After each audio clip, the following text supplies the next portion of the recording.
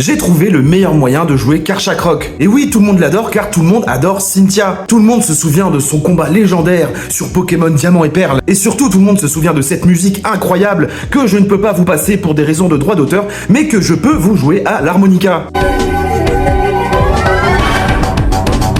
D'ailleurs, pourquoi il n'y a toujours pas des vraies musiques des jeux dans Pokémon Pocket? Faites-le! J'ai testé plusieurs versions du deck Karchakrok et c'était compliqué. Ça semblait logique de le jouer avec Dracarmin, mais en vrai, c'était pas ouf. Il y a aussi une version avec Manaphy pour lui donner des énergies eau, mais c'est pareil, c'est compliqué. Parce que le plus gros problème du deck, c'est qu'il y a deux énergies combat et eau, et donc le meilleur moyen de jouer avec deck, finalement, c'est d'avoir des Pokémon eau et combat sur qui mettre les énergies en cas de pépin. Du coup, Karchakrok Pokémon Dragon qui demande 2 évolutions avec 140 PV et une attaque qui demande une énergie eau et combat qui fait 100 dégâts, c'est pas mal. Et son habilité qui d'ailleurs n'a rien à voir avec le Pokémon, qui permet de défausser une carte de sa main et de piocher une carte, c'est plutôt utile.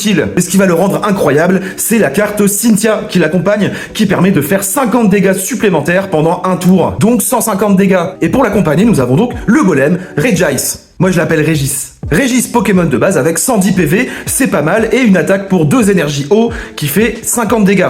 Et une petite habilité qui permet d'être immunisé aux effets d'attaque de votre adversaire. Donc toutes les attaques qui endorment ou qui empoisonnent, eh ben c'est mort. Mais ça ne contre pas les habilités adverses, c'est-à-dire que Smogogo peut quand même vous empoisonner.